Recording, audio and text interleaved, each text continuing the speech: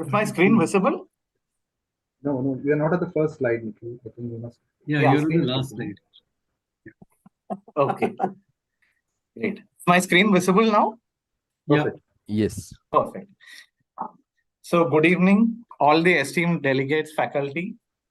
Thank you for giving me this opportunity to present in front of this forum. I would thank the Indian Myeloma Group for this opportunity. So starting with the journal club discussion, this would be the paper that I'm discussing today. This was published in the Leukemia Journal this year, and the study was done by the Nordic Myeloma Group. So they basically looked at intensifying treatment in PET positive myeloma patients who have undergone upfront autologous stem cell transplant. So multiple myeloma, as we all know, is a plasma cell dyscrasia, and the treatment outcomes are very often heterogeneous. The standard treatment includes induction chemotherapy followed by autologous stem cell transplant, and most patients achieve a VGPR or better with this approach. Many patients relapse early after transplantation, and it is quite important to pick up and identify these patients early on so that they can be given effective treatments. Whether treatment intensification post-transplant improves long-term outcomes is a subject of many trials, but picking these patients early prior to overt relapse remains a priority in myeloma care. PET-CT remains to be a highly sensitive technique in detecting residual disease, and this goes hand in hand with a bone marrow MRD assessment. As we all know, the disease in myeloma, the plasma cell distribution and the disease abnormalities are often patchy, and hence very often a PET-CT and bone marrow both are required for a MRD assessment. PET positivity after an autologous stem cell transplant correlates with the inferior progression-free survival as well as overall survival. Whether giving PET positive patients additional treatments would improve their outcomes is a matter of debate. However, aiming for PET negativity can be an important goal in myeloma treatment. So this trial was conducted by the Nordic Myeloma Group. They enrolled patients of newly diagnosed multiple myeloma more than 18 years of age who underwent a standard induction chemotherapy followed by an autologous stem cell transplant. And all those patients who achieved a VGPR or better post-transplant were enrolled for this trial.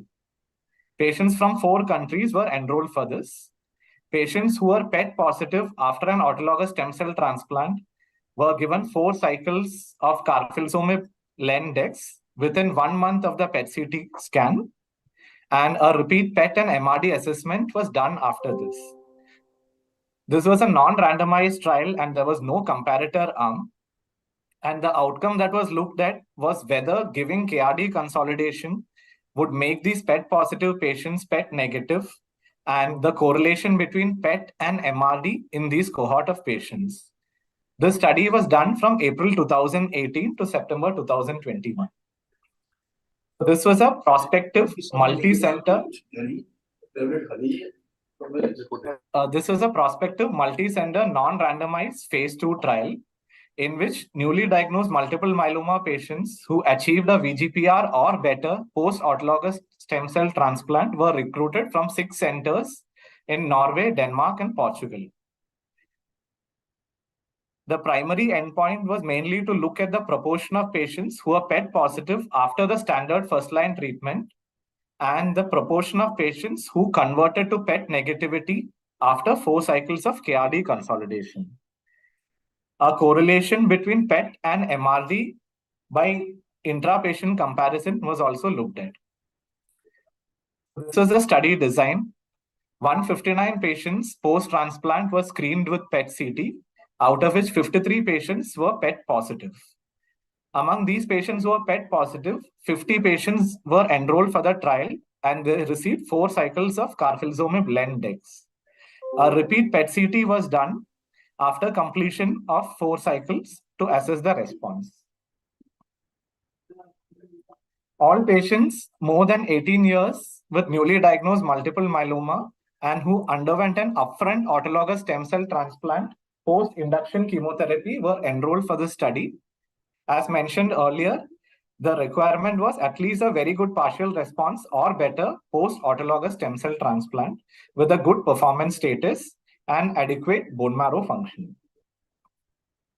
Patients who were already started on other consolidation treatment were excluded from the study, as were patients who had received carfilzomib as part of their induction chemotherapy. All those patients who started first-line treatment more than 12 months before the screening PET were also excluded. And patients who had a change in their induction chemotherapy prior to transplant due to either stable or progressive disease, and those with an expected survival of less than 6 months were excluded from the study. Since carfilzomib infusion required stable cardiac function, patients with uncontrolled cardiac disease, other active malignancies, hepatitis B, C, retro infections, or patients who had a new or progressive lesions as per the IMWG criteria for progressive disease were excluded from the study. So patients who are enrolled in the study, PET-CT was done, and there was a central review for the PET reports. PET results were considered positive if the dual score was 4 or more as per the impetus criteria. And patients with a positive PET-CT went ahead and received 4 cycles of carfilzomib len-dex within 28 days after the screening PET. And following 4 cycles, there was a repeat PET-CT as well as MRD by next generation flow, which was done at the end of 4 cycles of consolidation within a period of 1 month after the last day of KRD. A quality of life assessment was done using standard questionnaires like the Health-Related Quality of Life Questionnaire and the URTC Quality of Life Core Module. This was done during each cycle as well as in between cycles, mid-cycles. And post 4 cycles of KRD consolidation, patients receive lenalidomide maintenance therapy until progression or intolerance. So the statistical analysis was performed using the R software. Comparison was basically made between PET positive and PET negative subgroups. Wells 2-sample t-test was considered for continuous variables, and Fisher's exact test was done for comparison between groups. Global quality of life assessment was done during the entire consolidation chemotherapy using standard questionnaires. Coming to the study results, the mean age of patients who were enrolled in this trial was 62 years, and the median duration from autologous stem cell transplant to performing the PET-CT screening was 146 days. It was not clear from the study data whether these patients received any form of len or bortezomib maintenance prior to PET-CT. However, those patients who received any form of a consolidation chemotherapy was excluded from the trial. Around 20% of the patients had high-risk cytogenetics, and 23% of the patients had ISS stage 3. Majority of the patients received VRD induction. However, around 15% of the patients received VCD induction, and 3% of the patients received VTD as an induction protocol prior to autologous stem cell transplant. The median number of cycles given prior to transplant was 4. However, it varied anywhere from 2 to 9 cycles. So as mentioned earlier, the median time from stem cell transplant to PET-CT was 146 days.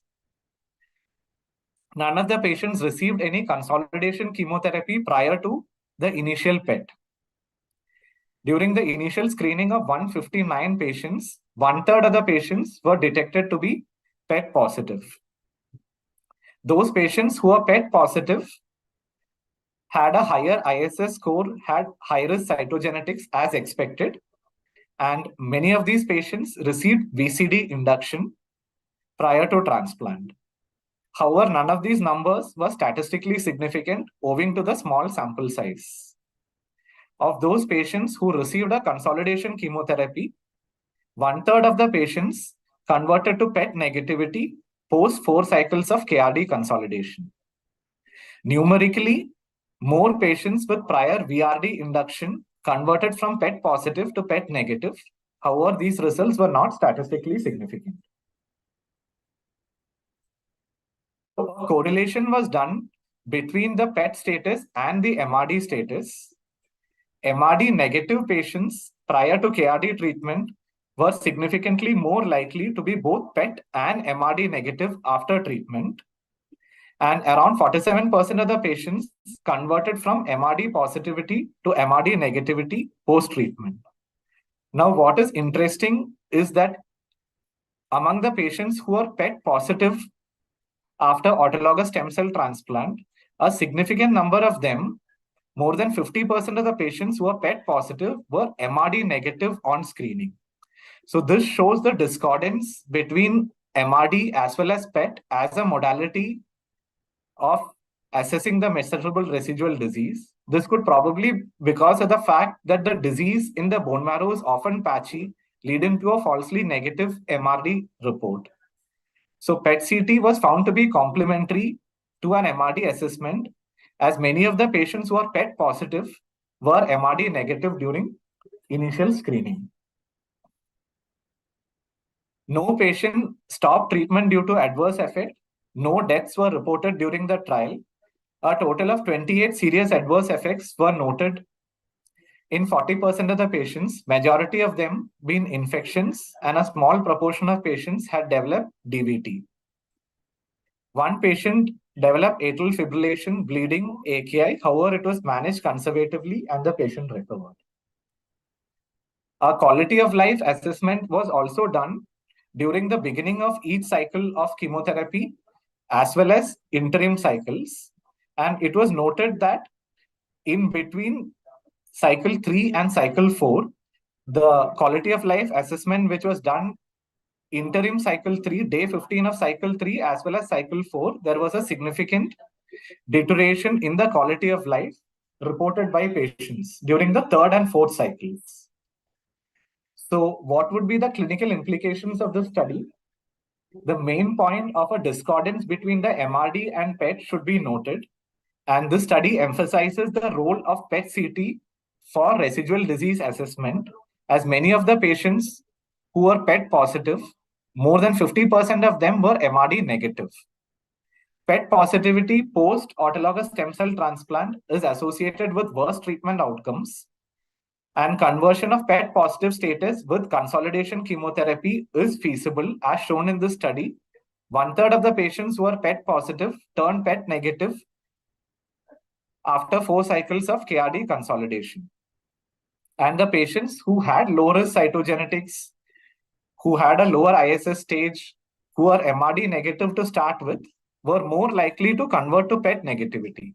This could be attributed to the lower disease burden in these patients prior to starting KRD consolidation. Thus, PET, CT, and MRD are complementary, and both of them should be done for disease assessment. A few limitations that we noted in this study: the sample size was relatively small, and the follow-up duration is not long enough for a PFS or OS benefit assessment. However, the follow-up of the study is ongoing. The median duration of getting a PET-CT done post autologous stem cell transplant was 146 days. It is not clear from the study whether a proportion of patients received any form of maintenance with either lenalidomide or bortezomib post autologous stem cell transplant, as it is unusual for patients to be without maintenance for more than 6 months post transplant. Also, the timing of PET-CT post-autologous stem cell transplant is not standardized in this trial, with many of the patients undergoing PET-CT prior to day 100 and someone as late as day 190. Also, the induction chemotherapy was also not uniform. Majority of the patients received VRD. However, many patients were on VCD as well as VTD therapy. So the baseline PET assessment was also not available for comparison to see whether a baseline PET positivity correlated with worst outcomes post-transplant. And we do not know whether the patients who converted to PET positivity, what was the disease burden in PET to start with. So there was no standardization with respect to the induction chemotherapy, timing of the PET, and baseline PET CT was not available for comparison. Since this is a single arm, non-randomized study, a comparison of whether consolidation with carfilzomib based therapy would lead to improved outcomes versus patients who did not receive a carfilzomib based consolidation therapy is lacking. Many factors like local fractures might lead for false positive PET CT scans, and that is something which has to be considered. Also, some patients might be lacking the receptors for uptake of the PET CT dye, and this might even lead to false negative PET CT scans in a few patients. Thus, to conclude, comparing imaging and bone marrow-based MRD analysis is a sensitive technique to detect residual disease. Both go hand in hand, and ideally, both modalities should be used in tandem for early detection of residual disease. PET positivity post autologous stem cell transplant correlates with adverse outcomes, but whether consolidation chemotherapy with KRD would lead to improvement in the long-term outcomes is something which requires to be studied in randomized trials with long-term follow-up. Thank you, Nikhil, for a very, very nice summary of this particularly difficult paper, because there are so many things that they had to discuss. And first of all, I think I would request Dr. Nupur from Harvard Medical School to give her comments, and then we'll take the questions. Yeah, no, I think, this is a great paper that you brought up, Nikhil. And thank you, Dr. Sharma, for leading this. This brings up a lot of questions, and you've highlighted some of the limitations of this study.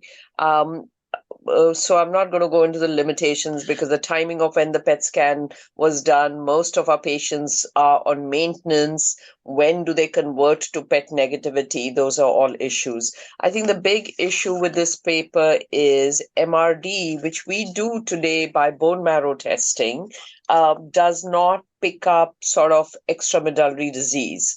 And that is the biggest limitation of the MRD testing that we have today.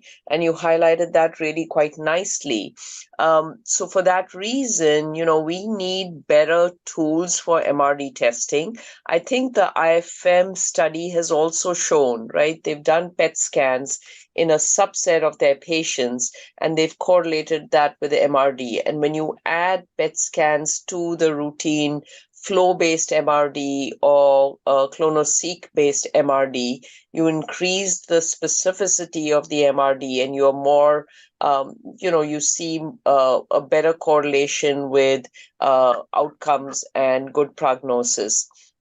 Now, at least for where I am at, PET scans are very expensive tests. I know in India, you probably get PET scans more easily than we get an MRD test even. There's a lot of work now going on with respect to blood-based tools to pick up sort of that extramedullary disease, which does not reflect in a bone marrow-based assay. And I think this paper is a great way of us highlighting what the limitations of a bone marrow-based MRD testing today is. That is sampling issues. We're only going to pick up what's in the marrow. Pull on a bone marrow, you overcall MRD testing. Mass spec, we are using protein analysis, which is a lot more sensitive than your SPEP and immunofixation.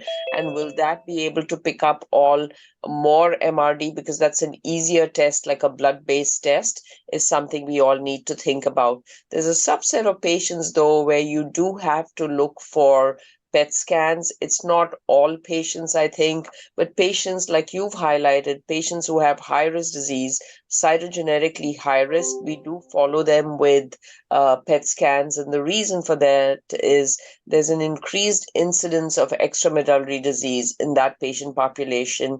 And even if you have a good blood-based assay, you're not going to be able to pick up MRD in those patients. And that's where I would save my money to do PET scans on. But really good paper, and you've highlighted all the limitations of this paper, because does it really say that everybody who is PET positive, are you going to put them on KRD? And the answer to that is no, because if they were on maintenance, and if you did a PET scan 6 months later, it is possible that that PET scan is going to become negative, right? And in the high-risk patients, we are using dual maintenance. We're using the proteasome inhibitor as well as the IMiD. So I think this it's a hypothesis generating paper, but it doesn't answer a lot of questions, but it does bring up more questions for all of us. Thank you, Absolutely. Nikhil. Yeah. Yes, Nikhil, you want to say something? Yes, a couple of comments and maybe queries regarding what would you do in your practice, because very often we get patients at day 90, day 100, and we have moved to a system where do MRD for all patients. So if patients do come out to be MRD positive post autologous transplant at day 100, would you escalate treatment based on the MRD positivity? The answer to that is no. And that's part of the reason why we are looking not at just one-off MRD tests, right? And even the IMWG has now come up with guidelines, and we want to be doing sustained MRD negativity. Now, I'm going to take an example of the IFM determination trial. And if you look at the MRD in that trial, the MRD was done at 1 year. It was not done right after transplant. Transplant happens around, like you mentioned, most of these patients had on an average of 4 cycles. So you give 4 cycles of induction treatment, then consolidate with transplant. So transplant happens within the first 6 months. The MRD testing was done at 1 year. So there's no data to support that either escalating or de-escalating treatment based on an MRD at the time of transplant is of any value in terms of tailoring therapy. What we do know, though, is MRD negativity is a prognostic marker. So if you're MRD negative prior to the transplant, you're going to do better. And really, that's not rocket science, right? That's a bit of a no-brainer. And in this day and age, I think what we have to look at is MRD is the new complete response in myeloma. We've shown this data with CR. We're now re-showing it with MRD. So in your practice, when do you assess for MRD? Do you do it pre-transplant, and even after transplant, at what time points do you assess for MRD? I don't routinely do MRD. I do MRD at the time. If they're on a clinical trial, I will do MRD. I tend to do more MRD if they have high-risk disease. And the reason I don't do MRD is, we're not escalating or de-escalating treatment. The other reason I don't do MRD testing is all my patients, whether they are high risk or low risk, get a 4-drug regimen. So there's no more room to escalate or de-escalate. And as of right now, in like routine standard of care practice, I don't know what to do with a single MRD test. So on a trial, we're doing it all. We have a bunch of trials now where we're doing MRD. We're doing tracking because we use clonoSEQ for MRD. So we're doing it at the time for tracking purposes, B-cell clonality tracking. We do it at the time of diagnosis, and then we will do it at the time of end of induction with transplant before maintenance. And then at that time of maintenance, some of the trials that we're doing is we have either escalated or de-escalated maintenance, specifically when we're using 4 drugs. So the continuation of the 4 drugs is only in the high-risk patients, and if they're MRD positive. If they're MRD negative, then we're doing only len maintenance. So that's strictly on a clinical trial, but in routine practice, I do not use MRD to decide what I should be doing for my patient. So outside the clinical trial, as of now, MRD does not have measuring MRDs does not have a clear role. I think there will be more data coming along, right? And part of the reason why I don't do it, there's a lot of people in the US who will advocate for MRD testing. We're using 4 drugs in everybody. And I'm a firm believer of there's a lot of people, like if you look at the Mayo guidelines, the SMART criteria, they will use 4 drugs only in the high risk patients. We don't do that at Mass General. We use 4 drugs in everybody, because if you're really going to cure myeloma, the people you're going to cure first are the standard risk patients. So why deny them those drugs? I think the 4 drug combinations gives you a high response rate. We've seen PFSs with the Griffin trial, for example, at 4 years, 88% of patients are without evidence of progression. Now, if I'm already using 4 drugs, the only question I have is, can I de-escalate treatment? So we are doing that in the context of clinical trials. Once we get that information, I think we're going to start using MRD more. We're doing it certainly in the high-risk patients, because those are the patients who, like you've mentioned in your study, it enriched the PET positivity was seen in ISS stage 3 and genetically high-risk patients. And we're seeing more extramedullary disease in this patient population. We've done some work on why do certain patients have EMD, and those patients who enrich for NRAS, KRAS, and BRAF mutations are the ones who have more of this extramedullary disease going forward. Dr. Nupur, and to all rest of the panelists, for in Indian setting, still the majority people tends to use VRD as a standard. So MRD makes sense in Indian setting, because then you can choose, and if you can run a trial in such a manner to add to the science that people who are VRD, given a VRD and MRD negative, those continues to do well. But then who are MRD positive, you intervene at that moment of time, like this study, and see whether the survival is similar between the 2 groups or not. Because the usage of DARA somehow, the cost effectiveness of DARA has to be brought down. Because in Griffin trial, if you see, the majority of people gets a benefit by 12th injection, and post that, there is not major. So we started using DARA in a time-limited span of using 8 to 12 injections and seeing a good response rather than giving continuously, even in a high risk. What are your thoughts for that matter? No, I actually agree with you completely, Rahul, because I think as we are seeing more data with daratumumab, I think what we certainly do know is Dara given at any time in the course of the disease improves the outcomes of patients. And this was shown so nicely by the Cassiopeia trial, right? Whether you got Dara up front or you got Dara at the back end, it sort of brought up your progression-free survival curve really quite nicely. We're also doing time-limited, I'm certainly doing time-limited daratumumab. I tend to use 2 years of daratumumab, and the reason for doing that is based on the Griffin trial. We're stopping at the end of 2 years. Does that mean that's the right number? I don't think we know.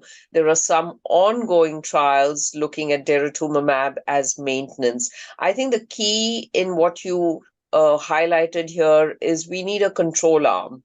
And we do need a control arm to see whether that MRD conversion, or those who are MRD positive, by intervening in. The bottom line, though, is we don't stop patients, right? We continue patients on maintenance treatment one way or the other. So just taking a one-off sort of a snapshot MRD testing to decide whether you need to consolidate with something is something which I don't think we know is the right thing to do. Maybe in the high-risk patient population, because the chances of you doing, salvaging those is a little bit harder. But otherwise, like the IFM trial, we've shown really quite nicely, you can convert to MRD negativity a year down the line. You can convert to MRD negativity 18 months down the line.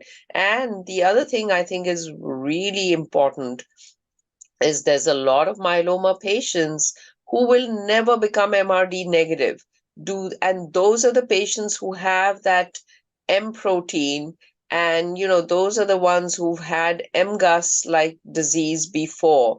And no matter what you do, you're not going to get to MRD negativity. So I don't think all myeloma is the same.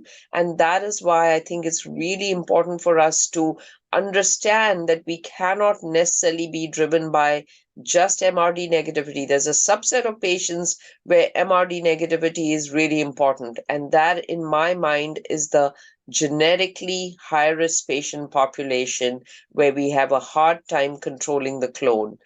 Some of the others, it doesn't matter if you're MRD negative or positive. Thank you, Nupur. The issue basically that we were discussing was the place for PET in measurable residual disease. Because if MRD makes a difference to the outcomes, then since our current methods do not pick up, and if you say the blood methods come up and we pick up MRD better, and it correlates with the PET positivity, it's fine. But if it doesn't, till that time, would there be a subset of patients in whom you should do it? If you already knew that there is a PET positive extramedullary disease, and we really do not know what happened to it after treatment. Yeah, so I think we're doing more imaging and more patients, and I think that's a really important question. So for us, we don't do PET scans in everybody because it's a cost issue. It's a really expensive test for us, but we do it in high-risk disease. So if you have genetically high-risk disease, I would absolutely do PET scans in those. Those are the patients I follow with PET scans as well, and those are the patients we intervene early. We know that even with some of the immunotherapies now, those are the patients who don't do well. The patients with extramedullary disease don't respond as well to bispecifics, CAR T cells. So whatever we can do early to control their disease is absolutely critical. And that is the patient pool that I would absolutely focus on doing imaging like PET scans or whole body. We're also doing whole body functional MRIs in some of our patients. The other thing I just wanted to highlight is I know we're talking about MRD. An isolated MRD test is not good enough. You have to have more than one test. We've seen the master protocol, right? And we've seen the master protocol where they've done MRD testing at the beginning and MRD testing after 12 weeks, and they've called that as MRD sure negativity. That was okay in standard risk myeloma patients. If you look at the high risk patients, they stopped treatment after 2 MRD tests, 12 weeks apart. And you saw that the high risk patients did not do well. So MRD negativity or MRD testing one time is not good enough, which is why I think we are all focused through the IMWG on looking at MRD in a sustained MRD negativity. So 2 MRD tests 1 year apart, and that's what's going to allow us to decide on either continuing the same treatment or de-escalating treatment, but stopping treatment too early is not good. Consolidating treatment the same way is not good unless you're comparing. Rahul, what you brought out is a different issue. You have to have a control arm. And if you have a control arm, and if you can show that after you consolidate those patients and they do better, then adding on a carfilzomib containing arm is a good idea. But until you do that in a controlled fashion, I don't think we can say that just consolidating is a good idea. So we really do not know what was the extramedullary disease at the start of treatment.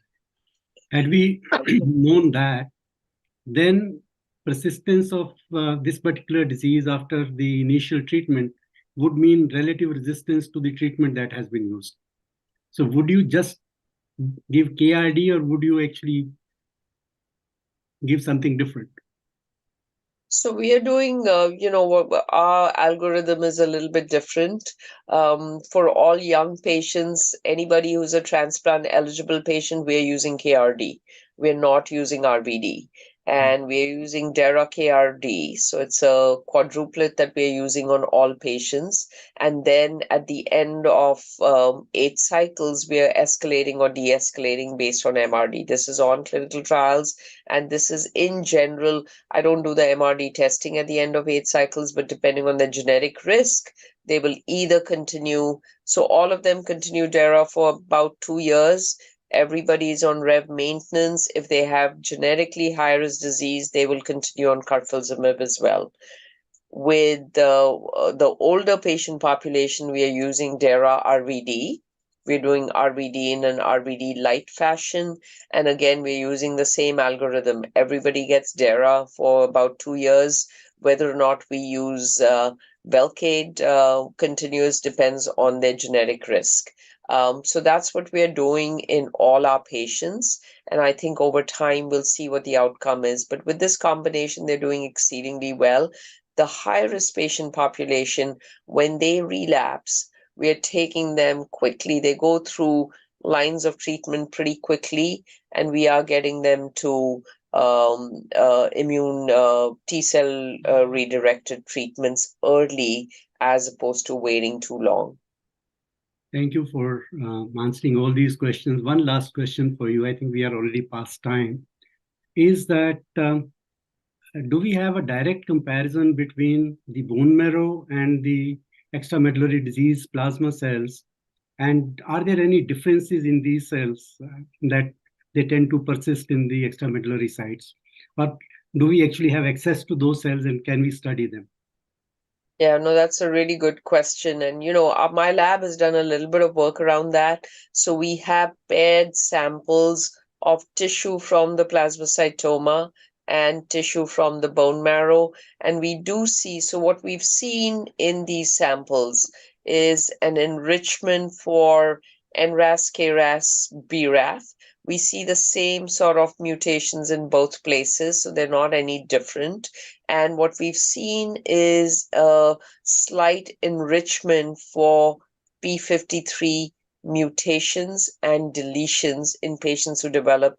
And this I'm talking about not paramedullary disease, so not bony plasmacytomas. This is true soft tissue plasmacytomas. So that's work which is ongoing, and hopefully we're going to put that paper together and publish it. But that's what we've seen. But there does seem to be a concordance between what you see in the marrow and what you see in the extramedullary site. Why do these patients end up with the extramedullary disease? It's still unclear, and that's something we have some ideas. We have certain genes that we've looked at where we've looked at mutations, and we're working in the lab on trying to create mouse models to demonstrate that now. We'll wait Dr. Nupur, why didn't they actually calculate serum free light chain with a PET scan? Wouldn't that have been useful surrogate marker that if those people who were really PET positive, what was the status of PET serum free light chain? And to my Indian colleagues also, like, okay, bone marrow MRD is negative, but if the PET scan is positive, it means there are some cells which are metabolically active, which means it must be secreting some light chains. And is our assay sensitive enough to pick up those light chains so as to say we might just does not need the PET scan in the future? The serum free light chain is good enough to use that as a surrogate marker. Yeah, so I think that's a great question. I don't think they've correlated that. What they've shown is routine way of assessing response in these patients by the serum markers. I'm guessing that they did marrow MRD only when a patient was in complete response. They would not have done MRD otherwise, VGPR or better. None of these patients had daratumumab, so I would think they'd use the normal definition for testing MRD. I do think PET, and the reason for that is marrow you only get plasma cells in the marrow. It depends on how the marrow was done and so on and so forth. So you will pick up more on PET. That has been shown by the IFM study as well. Can we do better with a blood-based strategy? And the answer to that is yes. And I think for the future, what we need to look at is a mass spec-based assay. There are several mass spec-based assays. So mass spectrometry, you can do the MALDI method of doing it. There is another method which is being done, which is even more sensitive than what we are routinely doing. And I think for the future, that is going to be used as some form of MRD testing, which is going to be closer and better than a marrow-based assay. And that's something which we should correlate with imaging and see whether imaging adds to it or doesn't. Thank you, Nupur. It's been great hearing you again, and hope to see you again sometimes later. Thank you. Thanks so much for having me. Thank you. Arun, can you take over now? Yes, sir. Yes. Nirav, could you please share the slides? Good evening, everyone. Taking on from the Journal Club, we have the Eagle Eye competition, which we have been holding on every month. We actually chose the article based on our international expert. In fact, ma'am is a contributor to the study. It's about the role of bispecifics in relapsed refractory multiple myeloma. This is a phase 2 trial, which the results of which are available now. Next slide, please. So for those of you who have been new to this Eagle Eye competition, the entire process starts with selecting an article, and then you have to send us the summaries, which has to be crisp, about 175 words or so. So anybody who has an interest in myeloma could participate, irrespective of whether he's a junior or a senior resident or a faculty. And after a blinded review, we tend to select the best entry. The best entries, person is supposed to give us a pre-recorded audio PPT of the same, and that's what is analyzed subsequently. The next slide, Nirav. So what we entail with this entire exercise is we get to read about the latest article on the disease. You tend to have an idea of how to critically apprise an article. You tend to refine the art of scanning it. And even some of us could write letters to the editors if you outsmart someone with this exercise. And for some of us, it becomes a matter of prestige and an inter-institutional competition as well. And we have TMC and Tata and PGI winning it often these days in the last 1 year or so. So next slide. So how do we analyze?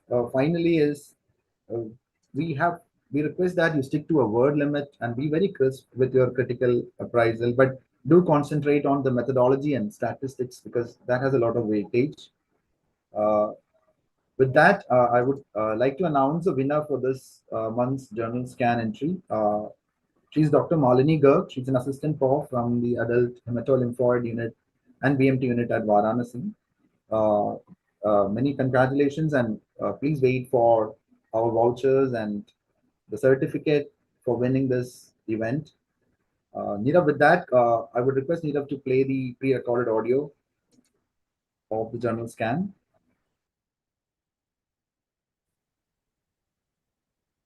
Good evening, everyone. I'll be talking about Journal Scan article, Elranatamab in relapsed refractory multiple myeloma, phase 2 MAGNETISM-3 trial results.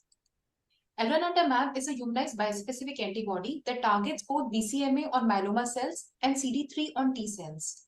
The aim of this study was to evaluate the efficacy and safety of elranatamab monotherapy in patients with relapsed refractory multiple myeloma. All the patients with the relapsed refractory multiple myeloma with adequate bone marrow and disease refractory to at least one proteasome inhibitor, one immunomodulatory drug, or one anti-CD38 antibody were included in the study. Cohort A included patients with no prior BCMA-directed therapy. The results of Cohort A are presented in this trial. The results of Cohort B will be presented later. All these patients, they received elranatamab 76 mg once a week in 28-day cycle after 2 step-up priming doses of 12 mg and 32 mg given on day 1 and day 4 of cycle 1. After 6 cycles, persistent responders, they switched to a dosing interval of bi-weekly. Primary endpoint included objective response rate, and major or main secondary endpoints were CR rates, duration of response, PFS, OS, MRD negativity rates, safety, and pharmacokinetics. This table represents the baseline demographics and characteristics of all the patients. Important to note here is that the patients who were RISS disease stage 3 were only 15.4%, whereas high-risk cytogenetics was seen in 25.2% of the patients, and extramedullary disease was seen in 31.7% of the patients. And only 42.3% of the patients were penta-drug refractory. After a median follow-up of 14.7 months, primary endpoint was met with 61% of the patients having a confirmed objective response rate, and CR was achieved in 35% of the patients as shown in this figure. However, it is important to note that these response rates were higher in patients with RISS stage 1 or 2 disease and in those without extramedullary disease or penta-refractory disease as shown in this figure. Otherwise, the response rates were consistent across subgroups, including in patients with at least 50% bone marrow plasma cells at baseline and high-risk cytogenetics, as shown in this forest plot. The median PFS was not reached, and PFS at 15 months was 50.9% for overall population. Similarly, median OS was not reached, and OS at 15 months was 56.7% for overall population. Treatment emergent adverse effects were reported in all the 123 patients, with grade 3 or 4 events reported in 70.7% of patients, which led to dose reductions in 28.5% patients and interruptions in 77% patients. Infections occurred in 69.9% of the patients. A total of 44.7% patients died while on the study, majority being due to disease progression. Of all the 58 patients who switched to biweekly dosing, it is important to note that the incidence of grade 3 or 4 adverse events decreased from 58 to 46% as shown in this figure. The incidence of CRS was seen in 56.3% of the patients, and ICANS was infrequent, seen in only 3.4% of the patients. All the CRS events were grade 1 or 2, with no events grade 3 or higher. When comparing it with other BCMA-directed therapies, elranatamab had comparable response rate as compared to teclistamab, and favorable in comparison to belantamab mafodotin. However, ID-cell and cilta-cel had better response rates, 73% and 97% respectively, as shown in this table. However, there are some pros over CAR T-cell therapy, that CRS was seen only in 56.3% patients, ICANS was infrequent, supporting that it is a potential for outpatient administration. And other challenges with CAR T-cell therapy, like access to limited specialized centers and delayed manufacturing, were not seen with this drug. Single arm design, like lack of direct comparison with other treatment options, small sample size and some subgroups are the limitations of this study. Some important points to analyze is that although the overall response rate was 61%, it was higher in patients with RISS stage 1 and 2 and in those without extramedullary disease or penta-refractory disease. Also, infections occurred in 69.9% of the patients. And also to note that though with biweekly dosing, grade 3 or 4 adverse events decreased, there was no comparator group following a weekly dosing schedule to understand how these adverse events incidence changed over time. To conclude, elranatamab demonstrated a high rate of deep and durable response with a manageable safety profile. Two-step-up priming dose regimen successfully mitigated the rate and severity of CRS, and as it is readily accessible and off-the-shelf therapy for patients who are unable to access CAR T-cell therapy, it's a good option. These results support the continued development of elranatamab as monotherapy and its further investigation in combination with standard or newer therapies for patients with relapsed refractory multiple myeloma. Thank you. Thank you, Nirav, for sharing the PPT. It's customary usually not to have a discussion on the journal scan. If I think there's a comment from Verma sir, we would take it on. Otherwise, we'll move to the next segment.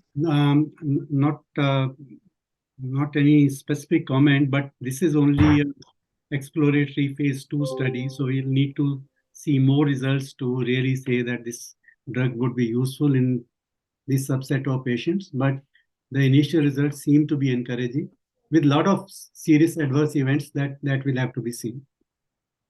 Thank you, sir. Thank you. So with that, we move to the next segment. That would be the myeloma quiz, which is basically based on what we just discussed. That is the journal scan, the journal club, and a question attributed to the trivia. Can I have the next slide, please? Yeah. So the fastest fingers to get the correct answers get an attractive prize and a certificate here. With that, we move on to the first question here. So I want you to identify the incorrect statement with respect to myeloma-borne disease. So there are 4 options here. Please identify the incorrect statement.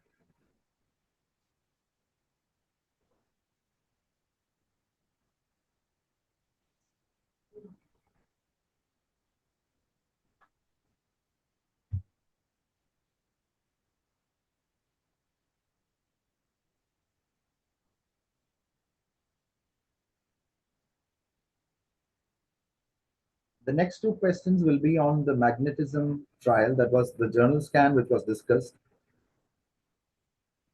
So in the phase 2 magnetism trial, after 6 cycles, persistent responders were switched to a dosing interval of once every 2 weeks.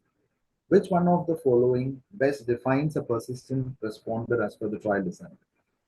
So if you have been attentive to the lecture, maybe you will pick it up, or if you have read the article, it's easily available. Again, there are 4 options.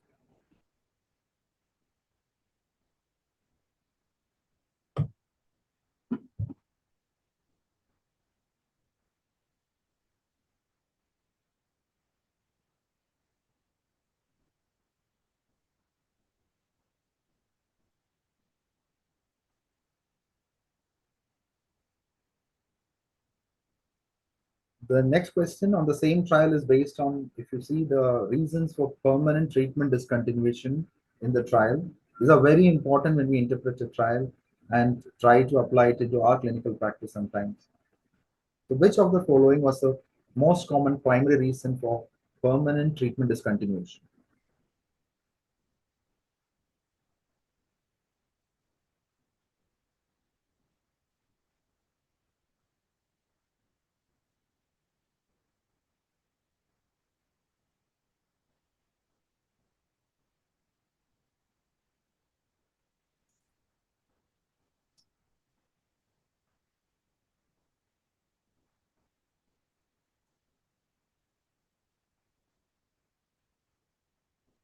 The last 2 questions are based on the journal club that was about the CONPET study, which was about PET adapted management post-transplant. So which of these options is incorrect with regards to the design of the CONPET study?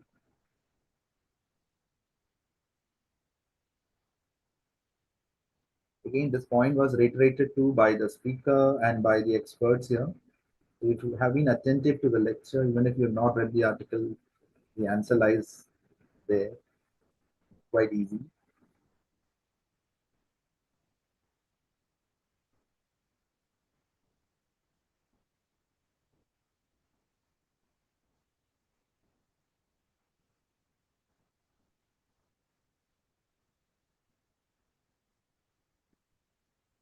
The last question is based on the outcomes here.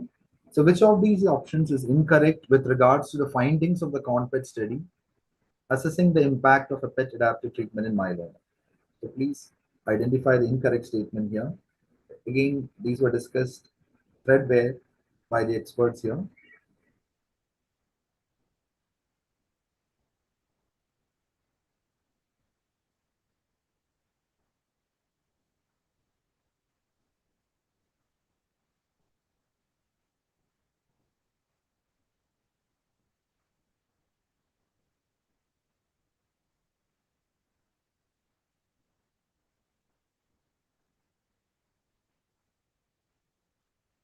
Thank you. While Neera would compile the results and announce the winner, let me just discuss the answers in a jiffy.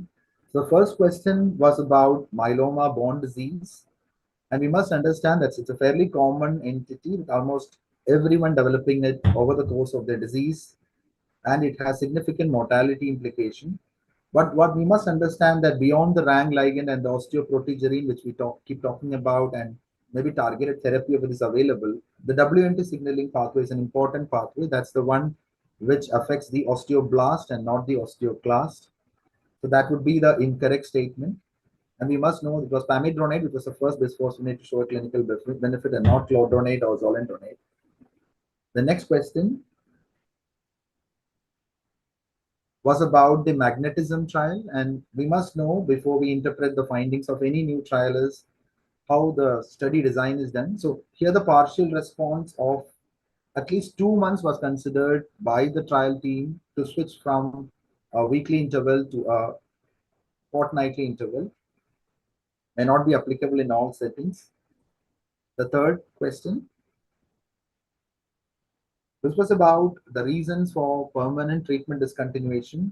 In nearly 95% of the cases, it was progressive disease, invariably leading to death, actually, which led to treatment discontinuation, telling us that this is a fairly refractory subgroup where even the bispecifics would not have the complete answer. So the progressive disease was a reason for permanent discontinuation on trial. The next two questions, as I said, were on the journal club presentation. So as was beautifully discussed, this was the biggest, I would say, drawback of the study, that the PET was never done at a particular time point. It was done, if you see the interquartile range, you would see it is 103 to 186 days. That would significantly affect the results of the study as well. Despite being a prospective study, there was no uniform time point of testing in this study. The last question was about, when you assess the impact of a PET adapted treatment, which of these could be an incorrect option? So numerically, more patients with previous VRD induction converted to PET negativity than VCD induction. Again, a part of the selection bias, because we have more patients on the VRD arm than the VCD arm here. With that, I would end the quiz.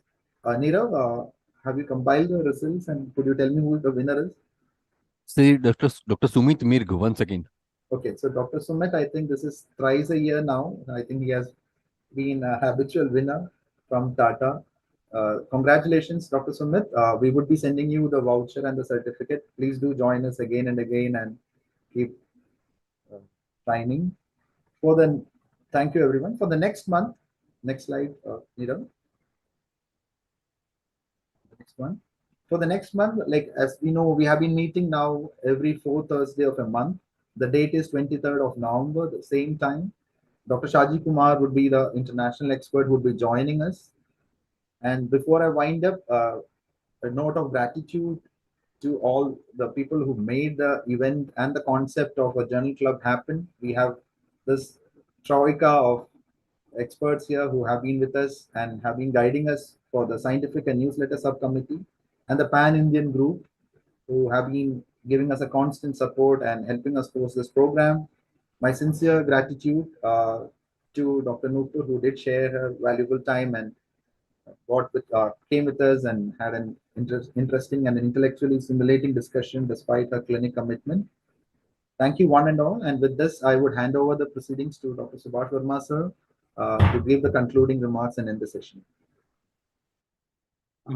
Thank you, Arun, for associating me with this meeting. It's been a very interesting evening. And I think the journal that was presented showed us something, but raised more questions than the answers as of now. So one is the definition of measurable residual disease in patients with multiple myeloma, especially because if there is an extramedullary disease, then we most likely will have to really know what's happening to that. So till we have other methods, as Nupur was saying, there may be a single blood test that might tell us whether or not there is a measurable residual disease. In certain subset of patients, we might have to resort to doing an imaging and seeing whether or not the disease is there.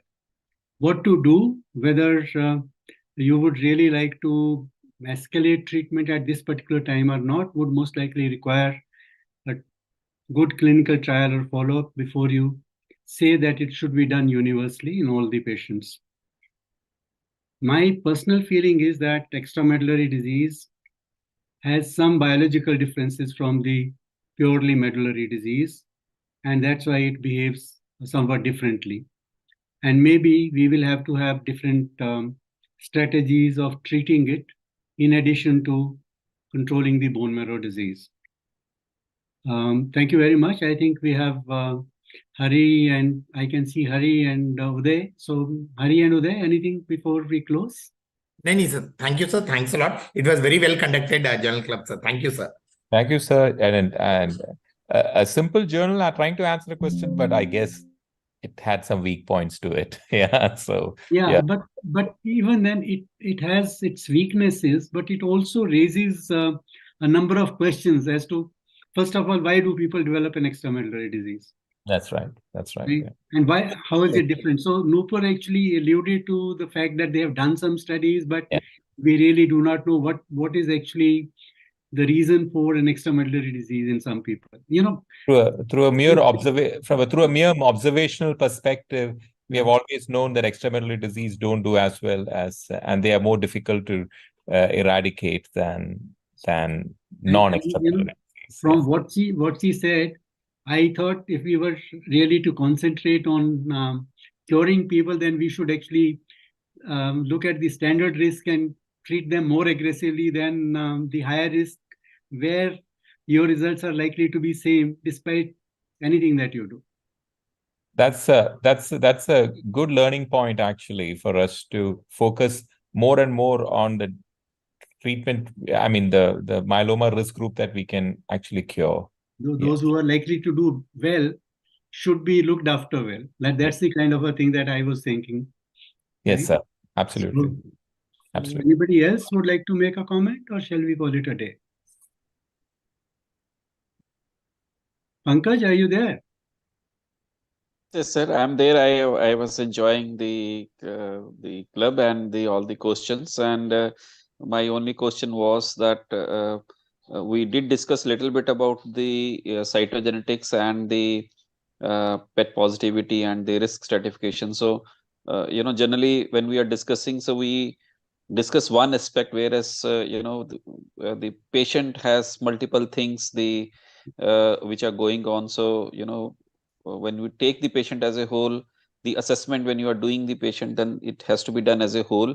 And many times, we say that at the initial risk stratification is obviously different, and a dynamic risk stratification should be done after after few cycles. So, a high risk disease can become a low risk disease, whereas a standard risk become a high risk disease depending upon the development of resistance, and many of those mechanisms we really do not understand.